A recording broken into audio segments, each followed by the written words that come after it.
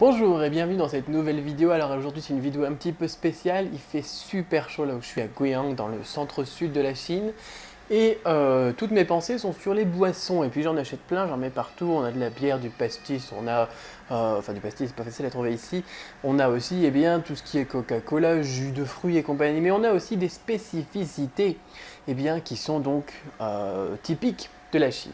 Par exemple, là, je suis parti en voyage il n'y a pas longtemps pour affaires sur Hong Kong et Shenzhen. Alors, il y a beaucoup de bruit, hein, ça construit beaucoup, c'est l'été, hein, ils décorent les maisons et tout ça, excusez-moi pour le bruit, mais je ne peux pas fermer la fenêtre sinon je vais mourir. Alors, dans les boissons, il y en a une que je vous invite à découvrir aujourd'hui, que j'ai découverte il n'y a pas longtemps. Alors moi je connaissais le Nai Cha, c'est-à-dire le thé aux perles au lait, du thé au lait aux perles plutôt. Enfin je sais pas comment ça s'appelle en français d'ailleurs, mais sur le principe, c'est du thé rouge avec du lait et des perles de tapioca. Voilà. Et c'est très connu, c'est taïwanais, je pense, d'origine, et on peut en trouver un petit peu partout dans la Chine. Et aujourd'hui, j'ai découvert, enfin la semaine dernière plutôt, enfin la semaine d'avant, enfin je sais plus à peu près, une nouvelle variante, et j'en suis fou. Voilà, j'en ai un dans la main, j'en ai fait un rien que pour vous, justement, pour vous expliquer un petit peu comment ça fonctionne.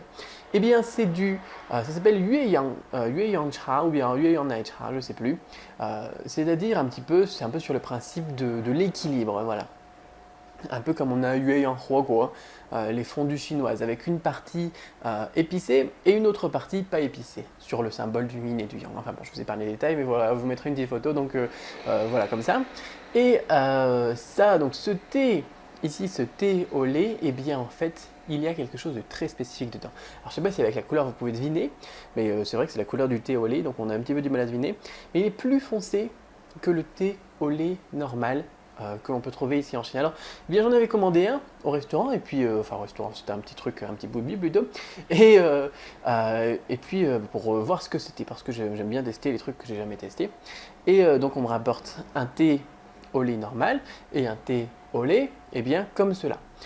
Et puis la couleur est plus foncée, puis je demande pourquoi est-ce que la couleur est plus foncée, qu'est-ce qu'il y a là-dedans. Et bien alors le serveur il me dit à vrai dire je sais pas, je sais pas, pour moi c'est pareil, la couleur est juste plus foncée quoi. Bon voilà, pas super top le serveur, pas super pro. Et ensuite je demande à une autre personne et puis il me dit il y a du café. Voilà, c'est du thé au lait au café.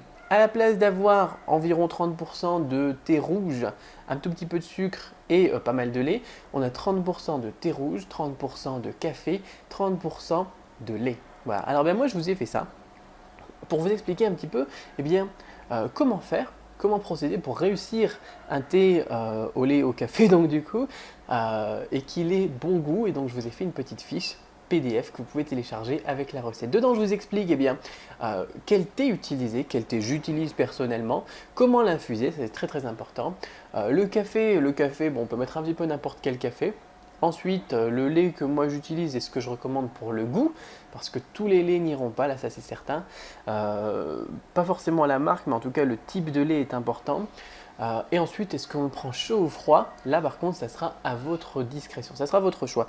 Parce que c'est quelque chose que l'on peut consommer dès qu'il est prêt, quand il est chaud, ou on peut le glacer. Un petit peu comme au Starbucks ou n'importe quoi, on peut avoir un latte glacé, on met des glaçons dedans et c'est génial, tout simplement génial.